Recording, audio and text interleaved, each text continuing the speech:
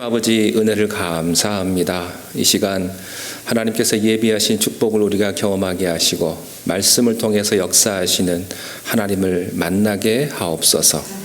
예수님 이름으로 기도하옵나이다. 아멘. 조영경 집사님 따님이 계시는 뉴질랜드에 가면 세계에서 아주 유명한 게 있습니다. 뭔지 아십니까? 뭘까요? 뉴질랜드에 아주 유명한 게 있는데 번지 점프라는 게 있습니다. 번지 점프가 뉴질랜드에서부터 시작이 됐습니다. 이게 뭐냐면 두 협곡 사이에 다리가 있는데 그 다리에 올라가 가지고 발에다가 밧줄을 묶고 그 맨 위에서 아래 계곡으로 점프를 하는 겁니다. 툭 떨어지는 거예요. 그게 한 150m 정도가 된다고 합니다. 뉴질랜드에 있는 그거보다 뭐 더 높은 요즘도 있긴 하겠습니다만 뉴질랜드 거기에서부터 시작이 되는데 어떤 분이 하나님의 사람들이 마치 사는 것은 마치 번지 점프하는 것과 같다 뭐 그런 말을 하시는 것을 제가 들었습니다. 제일 무서울 때가 언제일까 한번 생각을 해봤습니다. 사람들이 왜 그걸 할까? 돈 주고 그것도 예. 발에다가 이렇게 밧줄을 묶고 아마 그 난관 위에 올라갈 때가 제일 무섭지 않을까 생각이 됩니다. 올라가가지고 이제 떨어질 걸 준비해야 돼요.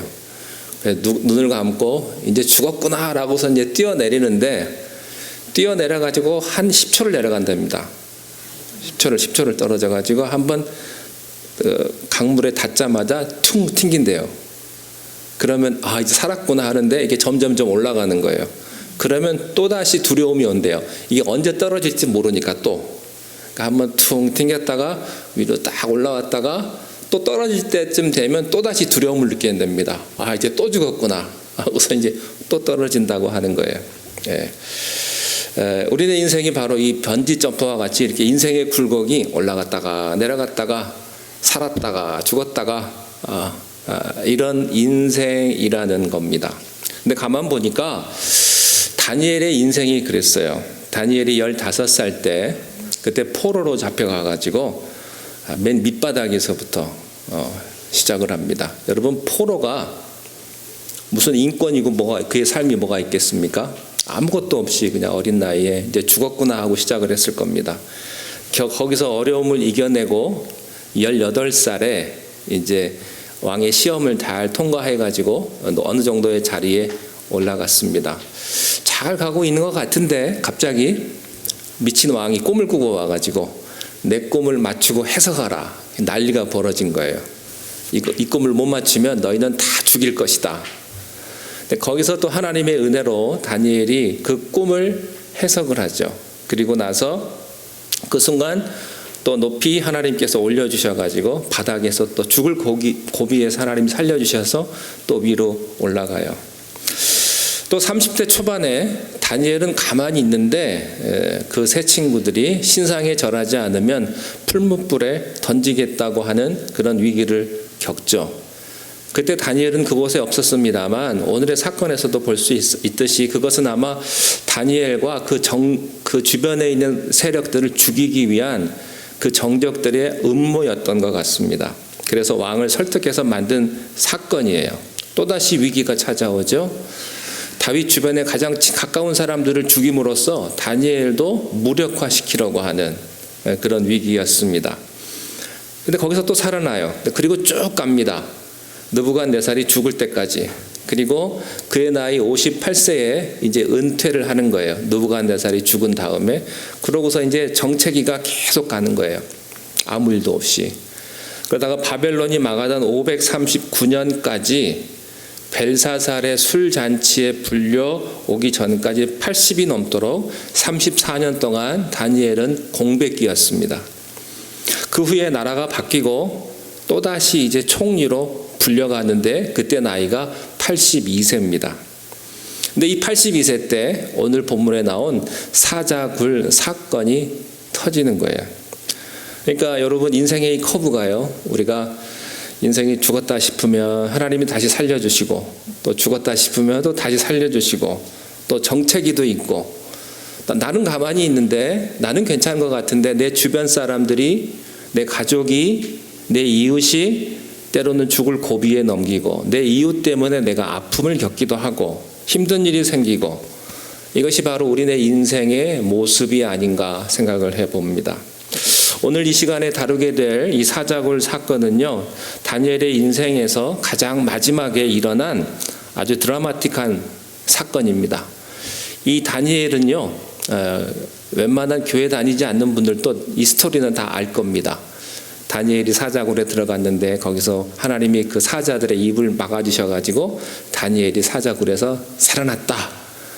이 사실을 우리가 너무나 잘 알고 있기 때문에 이 본문에 대한 묵상이 좀 부족한 것 같습니다. 이 본문의 말씀을 다시 한번 생각해 보겠습니다. 자, 다니엘이 사자굴 속에 들어가게 된 것은 직접적인 이유는 법령 때문입니다. 30일 동안 왕 외에 다른 사람에게, 다른 신에게 기도하면 사자굴에 던지게 하는 이 법령 때문이었어요. 근데 이 사자굴에 던진다는 말도 안 되는 법령은 사실은 이 불안한 왕의 심기, 이 허영심을 이용한 신하들의 간교한 음모였습니다. 어쨌든 왕이 사인을 했기 때문에 즉시 그 법안이 발효되기 시작을 했습니다. 다니엘을 참소한 사람들은 다니엘의 집 앞에 가가지고 아마 CCTV를 잘 설치해 놓고 다니엘이 지금 뭘 하나 지금 막 녹화를 아마 할 겁니다. 사람들 많이 풀어놓고. 그러면서도 설마 했을 거예요. 다니엘이 저걸 알면서도 기도할까? 자기 목숨이 아까울 텐데 30일만 참으면 되는데 30일 동안 창문 열고 창문 닫고 조용히 하면 될 텐데 설마 할까 했는데 역시 다니엘은 기도하는 거예요. 80년 동안 계속해 왔던 그 기도의 루틴을 다니엘은 포기하지 않고 다른 사람이 보던 말던 그것을 다 무시하고 창문을 열고 예루살렘을 향해서 손을 들고 기도합니다. 아마 그 모습을 그 정적들이 봤을 때 다니엘에게 기가 질렸을 거예요. 야, 저 사람 무서운 사람이다. 어쩜 저렇게 죽을 줄 알면서도 기도할까? 그러면서 한편으로는 그래도 넌 죽었다. 꼼짝 못하는 증거하고 증인들을 데리고 이제 왕에게 가서 먼저 달려가서 왕에게 보고를 합니다. 왕에게 보고를 하는데 서론을 아주 운을 잘 띄었어요. 자, 12절 보십시오. 12절 읽겠습니다. 시작. 왕께 아뢰되 왕이여, 왕이 이미 금령에 왕의 도장을 찍어서 이제부터 30일 동안에는 누구든지 왕의 어떤 신에게나 사람에게 구하면 사자굴에 던져 넣기로 하지 아니하였나이까 하니 왕이 대답하여 이르되 이 일이 확실하니 메대와 바사에 고치지 못하는 규례니라 하느니라. 처음에 왕이 와가지고 신하들이 와서 왕에게 왕이시여, 엊그제 사인한 법안 기억하시지요? 아십니까? 라고 물어보니까 이 왕이 이것들 봐라, 나를 바보로 하나? 내가 사인했는데 당연히 알지. 그렇게 말을 했는데 그 다음에 그 말을 들으면서 왕은 뒤통수를 얻어맞는 것 같았어요. 왜냐하면 자기가 무지했던 거예요. 신하들의 함정에 빠졌다는 것을 그 다음 말을 듣고 알아차렸습니다. 13절을 읽겠습니다. 시작. 그들이 왕 앞에 말하되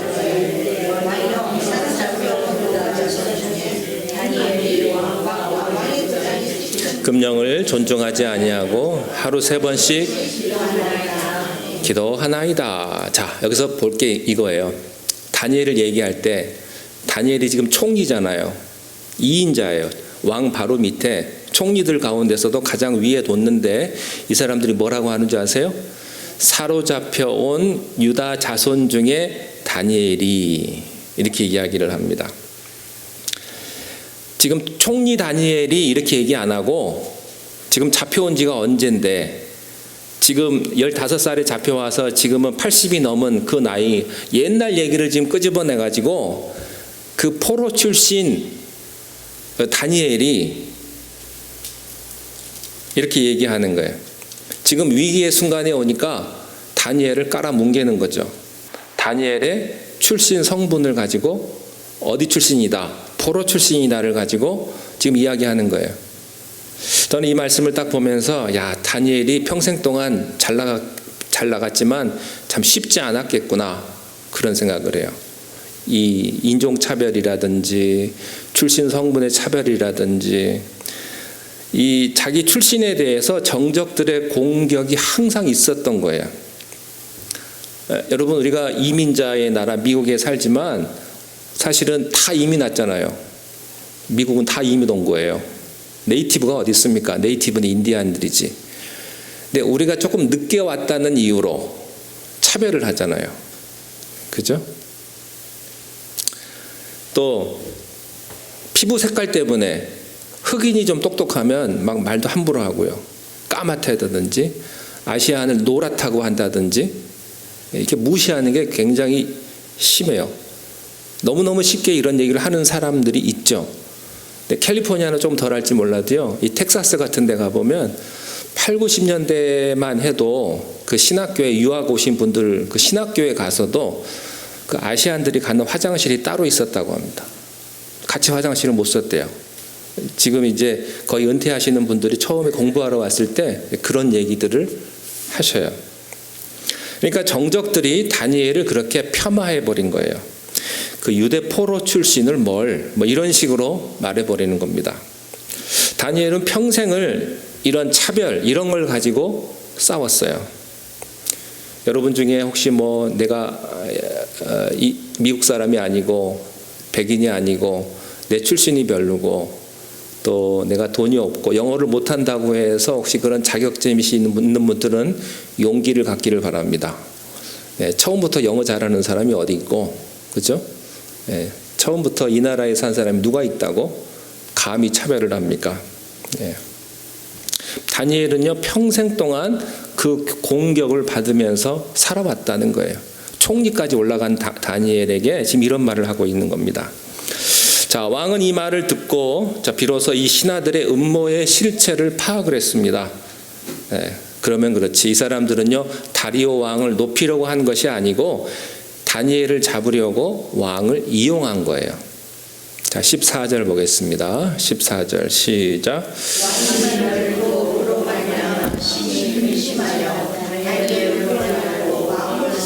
그를 건져내려고 힘을 다하다가 해가 질 때에 이 14절을 영어 성경 NASB에 보니까 He was angry at himself라고 되어 있습니다. 그러니까 이 사람들에게 속아 넘어간 자기 자신에게 왕이 화가 난 거예요.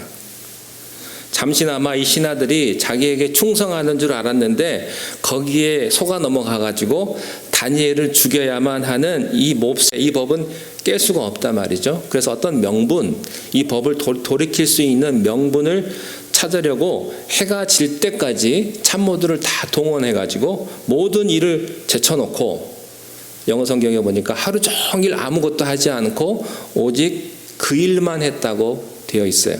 다니엘을 살릴 일, 어떻게 하면 살릴 것인가. 시간이란 우선순위인 것 같아요. 그러니까 왕이 다른 일을 다 귀에 안 들어오는 거예요. 눈에도 안 들어오고 만날 사람도 많고 왕으로서 해야 될 일도 많았겠지만 다니엘을 살리는 게 급선무입니다. 그런데 왕이 해가 지도록 다니엘만 살리려고 급급을 하니까 이 다니엘 참소한 적들이 더욱 화가 나고 약이 올랐어요. 이 사람 절대 살려두면 안 되겠다.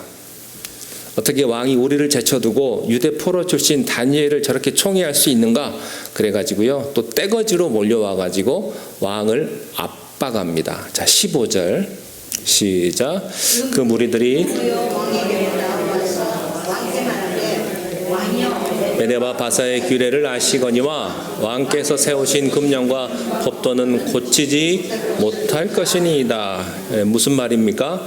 표현으로는 왕을 높이고 법을 강조하는 것 같지만 사실은 이것은 왕에 대한 협박입니다. 당신 사인했지 않습니까? 당신이 사인했으니까 법을 지켜야 되지 않느냐? 지금 그런 얘기를 하고 있는 거예요.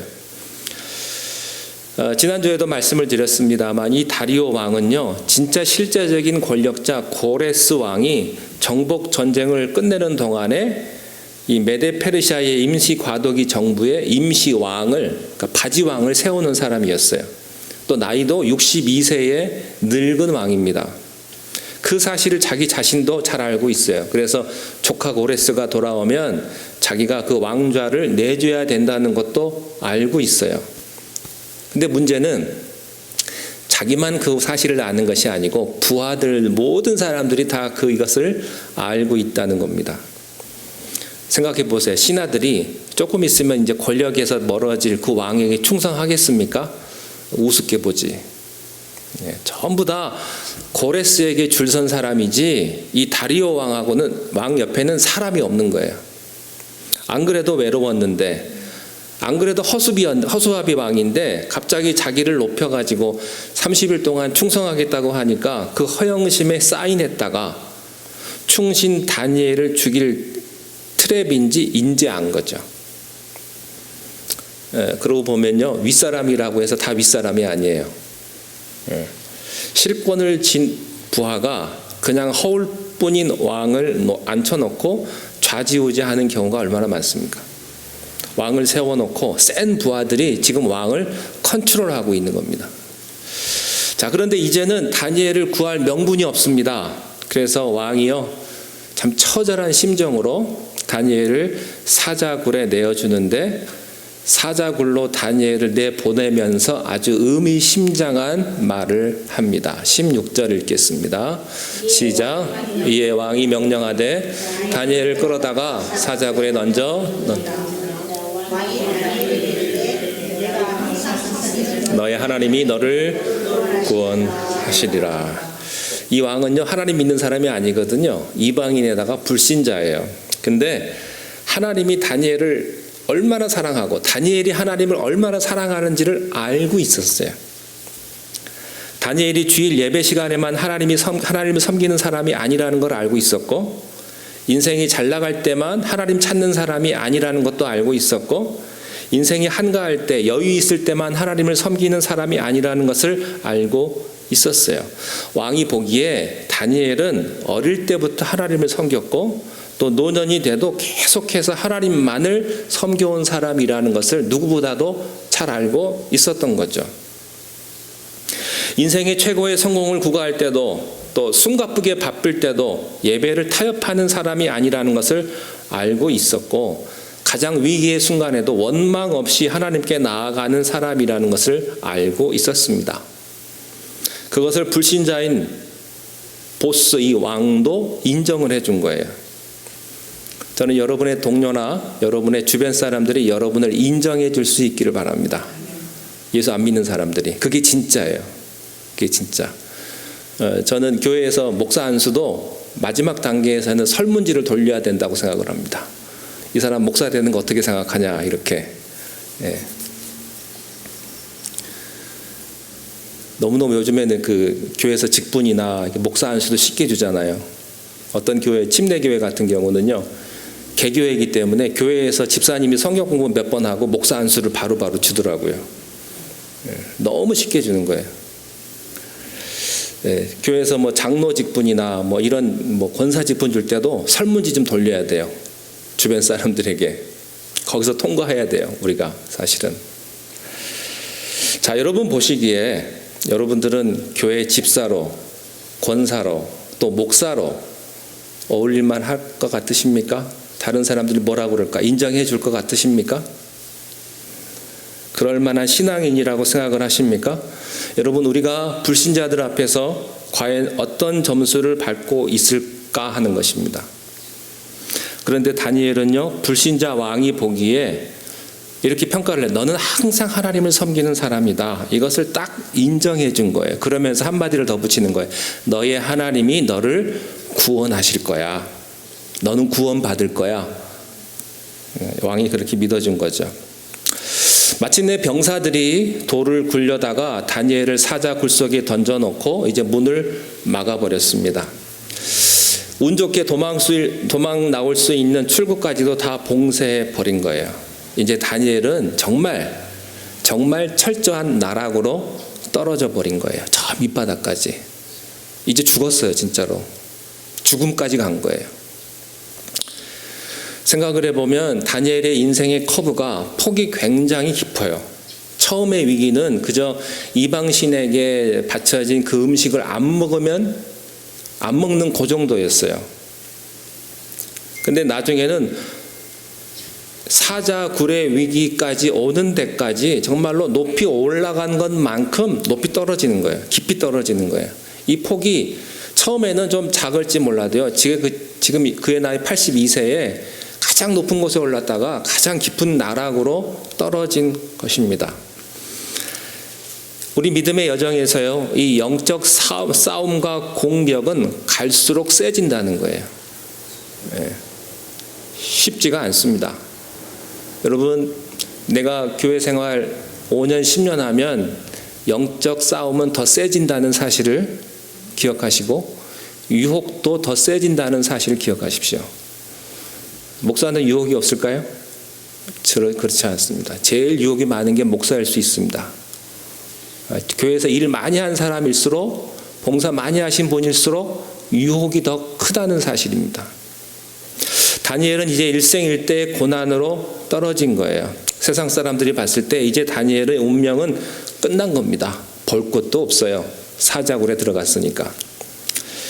왕은 다니엘을 살리기 위해서 하루 종일 뛰어다녔습니다만 다니엘은 그 시간에 자기를 살리기 위한 로비를 하지 않았어요. 인간적인 로비를 포기합니다. 왜냐하면 해봤자 소용이 없다는 것을 알기 때문에. 여러분의 친구도요, 여러분들이 잘 나갈 때나 친구지, 여러분들이 빚에 허덕이고 있다, 망하고 있다, 그러면 여러분의 전화를 받아줄 친구가 몇 명이나 될 거라고 생각하십니까? 세상은 안 그렇습니다. 결정적으로 여러분들이 힘이 없을 때, 돈이 없을 때도 여러분을 붙잡아 줄 수 있는 사람 몇 명 없어요. 뭐가 진짜 고난이냐? 그것은 내가 붙잡을 수 있는 인간적인 끈이 아무것도 없을 때, 소망이 아무것도 없을 때, 그때가 진짜 고난이에요. 그래서 하나님밖에 붙잡을 수 없을 때 진짜 그게 고난의 때라는 사실입니다. 그래서 기도는요, 정말로 기도밖에 할 수 없을 때가 진짜 기도라고 그러잖아요. 그렇지만 다니엘은 그래서 하나님의 임재를 더 강렬하게 느낀 거예요. 다니엘은 하나님이 자기와 함께 하신다는 것을 느꼈기 때문에 사자굴에 들어가면서도 패닉하지 않았습니다. 그림 한번 볼까요?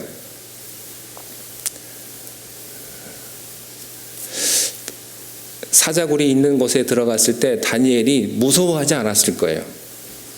담대했을 겁니다. 죽음에 대한 두려움이 그에게 없었을 겁니다. 여러분, 다니엘이 사자굴에 끌려가면서 소리 지르면서 난 이대로 죽을 수 없어, 뭐 이렇게 막 화를 내고 막 두려워하면서 그랬겠습니까? 그렇지 않습니다. 오히려 다니엘을 끌고 가는 병사들이 무서워할 정도로 담대했습니다. 여러분, 푸른 초장에 여러분들이 달린다 할지라도 주님의 임재를 확신하지 못하면 불안합니다. 여러분들이 아무리 좋은 그런 곳에 있다 하더라도요, 하나님이 함께 할 수 없으면, 하나님이 함께 하신다는 이런 확신이 없으면 불안한 거예요. 그렇지만 여러분들이 사망의 음침한 골짜기로 떨어진다 하더라도 하나님이 나와 함께 하신다는 사실을 여러분들이 확실하게 믿으면 담대합니다. 불안하지 않아요. 시편 23편 4절에 뭐라고 되어 있습니까? 내가 사망의 음침한 골짜기를 다닐지라도 해를 두려워하지 않을 것은 주께서 나와 함께 하심이라. 주의 막대기와 지팡이와 막대기가 나를 지키시리로다. 이렇게 고백할 수 있는 거죠. 여러분, 사자굴에 떨어지는 그런 위기에 서 있다 할지라도 여러분 담대하시기를 바랍니다.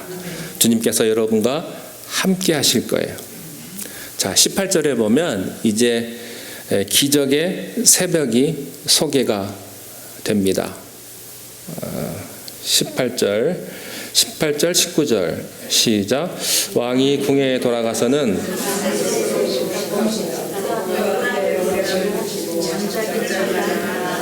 이튿날에 왕이 새벽에 일어나 급히 사자굴로 가서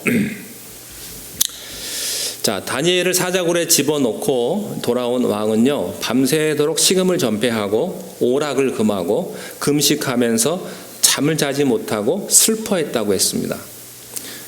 근데 참 희한하죠? 지금 이 왕이 다니엘을 안 지 얼마나 됐다고? 기껏해야 1년이에요. 다니엘을 안 지가. 이 사람이 자기하고 혈육도 아니죠. 자기를 위해서 싸워왔던, 오랫동안 함께 했었던 그런 사람도 아니에요. 단지 1년 동안 함께한 사람인데 지금 다니엘 때문에 잠을 못 자고 있는 거예요. 다니엘 죽으면 어떡하지? 걱정이 돼가지고. 왜 이렇게 밤새 고민할 정도로 다니엘을 생각했는가? 아마 제가 볼 때 이 왕은요, 권력의 속성을 너무나 잘 알고 있었던, 그래서 외로웠던 사람이었습니다. 말씀드렸다시피 이 왕은요, 자기가 시한부 왕이라는 것을 알잖아요. 자기가 지금은 왕이지만 이제 고레스가 돌아오면 자리를 내줘야 되고, 또 나중에 메데 페르시아가 합병된다는 사실도 그가 알고 있었을 거예요. 그렇게 될 때 자리를 넘겨주는 것까지는 좋은데 자기가 숙청될지도 모른다는 그런 두려움이 있었겠죠. 왜냐하면 모든 왕조의 역사상 권력은 부자지간에도 안 나눈다고 하잖아요. 자기 부모도 죽이고 자식도 죽이는 게 권력이에요. 이 왕은 그런 걸 알았던 거예요. 그러니까 2년 동안 자기가 왕이지만 왕이 아니에요. 부하들은 전부 다 실제적인 권력자 고레스에게 충성을 바친 사람이고 사방이 다 감시자예요. 그걸 알면서 이 왕이 얼마나 외로웠겠습니까? 근데 다니엘은 다른 거예요. 다니엘은 달라요. 다니엘은요, 바벨론 왕조 때도 느부갓네살 앞에서 굽혀본 적이 없어요. 그러면서도 느부갓네살에게 인정받은 사람이었습니다. 자기도 지금 페르시아 왕조인데 보니까 이 다니엘은 이 사람 저 사람 줄대는 사람이 하나도 없는 거예요. 다 자기 앞날을 챙기는데 다니엘만은 그렇지 않습니다. 자기한테 아부하는 것도 아니고, 또 그렇지만 신뢰할 수 있는 사람, 하나님께 충성하는 사람. 그러니까 이 사람이 정직해요. 사심이 없고 인품이 발라요. 일처리도 정말로 잘하고 정말로 믿을 만한 사람이에요. 이때 다리오 왕이 62세거든요. 다리오는 62세, 다니엘은 82세. 자기보다 20살이 더 많은 다니엘을 볼 때 다니엘을 보니까 평생을 그렇게 살아온 사람이에요. 그래서 다니엘을 존경하게 된 거예요. 이런 은총은 하나님께서 주시는 것입니다. 다니엘은 어렸을 때부터 불신자인 동료 상사들에게 인정을 받았어요. 환관장, 시위대장, 느부갓네살. 근데 지금은 누구에게 인정받습니까? 다리오 왕에게 인정을 받아요. 이것은요, 다니엘이 그 사람들 비위를 잘 맞춰서가 아니고 하나님을 섬기는 마음으로 사람을 섬겼기 때문이에요. 모든 일을 하되 죽게 하듯 하라. 저는 여러분들이 세상으로부터 이런 존경과 인정을 받게 되기를 바랍니다. 예수 안 믿는 사람들이 여러분을 볼 때, 야, 저 사람 정말로 크리스찬이구나, 참 멋진 크리스찬이구나 하는 거예요. 19절 말씀에 보니까 왕이 새벽에 일어나 급히 사자굴로 달려갑니다. 저는 여기서 참 의아한 게 이 왕이 은근히 부활신앙이 있었던 것 같아요. 마치 예수님께서 부활하신 아침에 막달라 마리아가 예수님의 무덤에 달려간 것 같이. 사자굴에 들여보냈으면 어떻게 될지 뻔히 아는데 왜 사자굴에 가요? 그것도 왜 뛰어가요? 뭔가 기대하는 게 있어요. 살아남을 확률은 없지만 어떤 사람은 사자 그때 배가 불러가지고 안 잡아먹었다, 이렇게 주장하는 사람도 있는데요. 여러분, 페르시아에서 사람 죽일 때는 사자는 며칠을 굶깁니다. 그리고요, 사자를 막 찔러가지고 흥분하게 만들어요. 그 다음에 사람을 집어넣거든요. 인간적으로 살아날 확률이 없는데 왕이 가서 뭐라고 합니까? 20절 보겠습니다. 20절 시작. 다니엘이 든 굴에 가까이 이르러서 살아계신 하나님의 종 다니엘아, 네가 항상 섬기는 내 하나님이 사자들에게서 능히 너를 구원하셨느냐. 여기서 재밌는 것은요, 나의 종 다니엘아 그렇게 하지 않고 하나님의 종 다니엘아 이랬어요.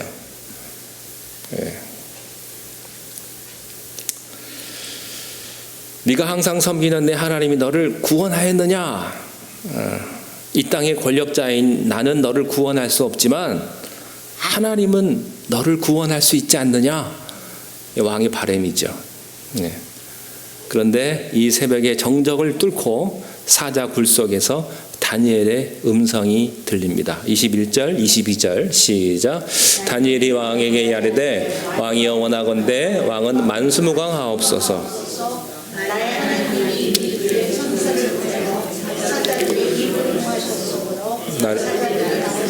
못하였사오니 이는 나의 무죄함이 그 앞에서 명백함이 오며 또 왕이여 나는 왕에게도 해를 끼치지 아니하였나이다. 지금 다니엘이 뭐라고 말합니까? 자기가 살아난 것은 자기가 무죄한 것을 증명하는 거라고 말하는 거예요. 자기의 참소자들은 마치 자기가 30일 동안 하나님 앞에 기도해서 왕에게 불충한 사람인 것처럼 말하지만 나는 왕에게 충성을 다했고 해를 끼치지 않았습니다. 그것을 하나님이 입증해 주셨습니다. 라고 이 다니엘이 전하는 거죠. 여러분, 다니엘이 있었기 때문에 바벨론도 잘 된 거고요. 페르시아도 잘 된 거예요. 다니엘 때문에. 그리고 또 말합니다. 하나님이 천사를 보내셔서 사자의 입을 봉하셨다. 자기가 우연히 살아난 게 아니라는 거예요. 여러분, 하나님이 여러분을 구원해 주셨는데 우연히 된 것처럼 말하지 마세요. 환난 때는 막 살려달라고 하나님 앞에 얘기하다가 이 모든 어려움이 다 끝나고 나서는 마치 자기가 잘해서 살아난 것처럼 그렇게 말하지 마세요. 여러분이 잘해서 잘 살게 된 것처럼 말하지 마십시오. 여러분들을 사자의 이빨에서 지켜주신 하나님이 있었기 때문에 여기까지 오신 거예요. 하나님의 자녀들은 그런 고백을 하셔야 합니다. 다니엘이 본 환상 그대로예요. 하나님의 천사가 내려와서 한 사람도 살려준 적이 없는 이 무서운 사자들을 딱 잡은 거예요. 마치 강아지 새끼 잡듯이 꼼짝 못하게. 다니엘이 자기 눈으로 사자굴에서 천사를 봤어요. 여러분, 고난은 이렇게 우리를 하나님을 경험하게 합니다. 욥기 42장 5절을 한번 보시겠습니다. 욥기 42장 5절 말씀 시작. 내가 주께 대하여 귀로 듣기만 하였사오니 이제는 눈으로 주를 배웠나이다. 여러분, 고난 속에서는요, 하나님을 내가 귀로만 체험했지만 고난을 겪으면 내가 눈으로 하나님을 체험할 수 있는 거예요. Experiencing God, 하나님을 경험하는 것, 체험하는 게 얼마나 중요한지 모릅니다. 자, 본문 23절로 가보겠습니다. 23절 시작. 왕이 심히 기뻐서 명하여 다니엘을 굴에서 올리라 하며 그들이 다니엘을 굴에서 올린즉 그의 몸이 조금도 상하지 아니하였사오니 이는 그가 자기의 하나님을. 자, 만약에 다니엘이 사자들하고 싸워가지고 이겼다고 한번 가정을 해보십시오. 사자하고 싸워서 어떻게 이겼어요. 그러면 다니엘은요, 피투성이가 됐을 거예요. 이게 무슨 말입니까? 여러분, 내가 사자들하고 싸우면, 내가 세상하고 싸우면요, 여러분 피투성이가 돼요. 이겨도, 설사 이겨도. 그렇지만 하나님이 여러분과 함께 하시면요, 여러분은요, 털끝 하나도 상하지 않는다는 거예요. 이게 놀라운 사실입니다. 내가 하면요, 고생 죽도록 하고요, 피투성이가 되고요, 망가집니다. 그걸 아셔야 돼요. 여러분, 우리도 이겨도요, 그냥 이기는 것이 아니고 넉넉하게 이길 줄로 믿습니다. 하나님께서 그 고난 속에서 지키시는 팔이 얼마나 완벽하신지 몰라요. 이사야 63장 9절 말씀을 보겠습니다. 시작. 그들의 모든 환난에 동참하사 자기 앞에 사자로 하여금 그들을 구원하시며 그의 사랑과 그의 자비로 그들을 구원하시고 옛적 모든 날에 그들을 드시며 안으셨다. 주님이 우리의 환난에 동참하시고 구원하시고 우리를 들어서 아기처럼 안아주셨다고 그랬어요. 여러분, 혹시 지금 사자굴에 떨어진 것 같은 그런 환난, 외롭고 힘든 그런 인생의 그런 고난 속에 있는 분들은 이 말씀을 듣고 힘내시기 바랍니다. 하나님께서 여러분들을 아기처럼 들고 그렇게 끌고 가실 거예요. 외롭고 힘들더라도 조금만 견뎌 내셨어요. 이는 그가 자기의 하나님을 믿음이었더라. 사자굴 같은 세상에서 여러분들 꼭 믿음의 줄을 꼭 붙드시기를 바랍니다. 그래서 이 믿음의 줄을 붙들고 있으면 우리가 사망의 음침한 골짜기를 다닐지라도 사자굴에 들어갈지라도 하나님의 능력을 경험할 수 있습니다. 하나님은요 반드시 믿음을 보상하세요. 그래서 믿음의 사람은요 고난이 올 때 잠깐 휘청거리긴 하지만 다운되진 않아요. 마치 오뚜기처럼 다시 일어나는 것입니다. 그런 성경 말씀이 믿음장에 써 있어요. 히브리서 10장 39절 보겠습니다. 시작. 우리는 뒤로 물러가 멸망할 자가 아니요 오직 영혼을 구원함의 이름은 믿음을 가진 자니라. 위기와 고난에서 우뚝 다시 한번 일어나는 오뚜기 같이 그렇게 일어나는 우리들이라고 하는 사실입니다. 자, 이제 나왔습니다. 다니엘이 살아 돌아왔으니 뭐가 남았어요? 예, 하나 남았죠. 참소자들이 어떻게 될 것인가. 예. 자, 이제 전세는 역전이 됐습니다. 명분이 왕에게 왔어요. 그래서 어떻게 했냐면 다 잡아와라. 잡아오는데 누구까지 잡아오냐면 처자식까지 잡아와라. 그 당시 페르시아는요 연좌제거든요. 누가 잘못하면 그 사람만 죽이는 것이 아니고 그 가족까지 다 죽이는 거예요. 그래가지고 그 가족들을 다 데리고 와가지고 그들을 싹 잡아가지고 거꾸로 그들을 사자굴 속에 집어 던졌는데 그들이 바닥에 닿기도 전에 사자들이 그들을 움켜서 뼈까지도 부서뜨렸다. 이걸로 봐서 사자들은 정상적인 컨디션이었다. 라는 것을 알 수가 있어요. 예. 그러니까 간밤에 천사들이 꽉 붙잡고 있어가지고 스트레스가 극에 다른 거예요. 그러니까 이제 다른 먹잇감이 들어오니까 땅에 떨어지기도 전에 물어가지고 그 뼈를 부서뜨리는 거죠. 여러분 이게 하나님의 의인의 심판하는 악인들에게 언젠가 반드시 하나님의 심판이 임한다는 표징입니다. 그러므로 여러분들이 보복하지 않아도 하나님께서는 반드시 하나님의 때에 심판의 칼을 내리십니다. 여러분 이걸 아세요? 다른 사람들을 다 죽이는 사자도요 나는 못 죽여요. 여러분들 세상에 다른 집은 다 무너져도 여러분의 집은 아니에요. 다른 자식은 다 망해도 기도하는 부모의 자식은 망하지 않습니다. 네. 죽지 않아요. 이때까지 여러분이 잘해서 여러분들이 잘 키워서 자녀들이 이만큼 온 게 아니에요. 하나님이 지켜주신 거예요. 사자의 칼날로부터. 우리 교회가 여기까지 오게 된 것도 우는 사자와 같은 사탄의 공격이 얼마나 많았겠습니까? 목사 한 사람이 잘나서 여기까지 왔겠습니까? 성도 중에 누가 잘나서 여기까지 왔겠습니까? 하나님의 보이지 않는 보호막이 여기까지 지켜주신 거예요. 여러분의 가정도 마찬가지고요. 이 80노인 다니엘이요 시련을 겪으면서 시험을 하나씩 통과할 때마다 그냥 살아남은 것이 아니고 그의 믿음이 한 단계 업그레이드가 된 거예요. 다윗은 고난을 통과할 때마다 그의 영성이 더 높은 곳에 가게 된 거죠. 그래서요 다니엘이 지금까지는 누구의 꿈을 해석을 해줬는데 이후로부터는 그가 직접 환상을 봅니다. 그게 다음 주부터 시작되는 다니엘이 본 환상들이에요. 욥기 23장 10절 말씀에 보면 우리는 그가 나를 단련하신 후에는 내가 순금같이 나오리라. 여러분 고난을 잘 버틸 수 있기를 바랍니다. 나는 순금이다. 잘 버티면 하나님의 영광을 보여주실 것입니다. 사자굴에서 살아나온 다니엘을 보면서 왕은 그 악한 신하들을 가족까지 다 처형시킨 다음에 전국으로 보내는 조서를 발표합니다. 왜냐하면 메데 페르시아의 법을 바꿔야 되는 명분이 필요한 거죠. 또 많은 권력자들을 죽였기 때문에 그것도 명분을 발표해야 돼요. 그래서 26절, 27절 이 조서가 기가 막힌 조서입니다. 26절 시작. 내가 이제 조서를 내리노라.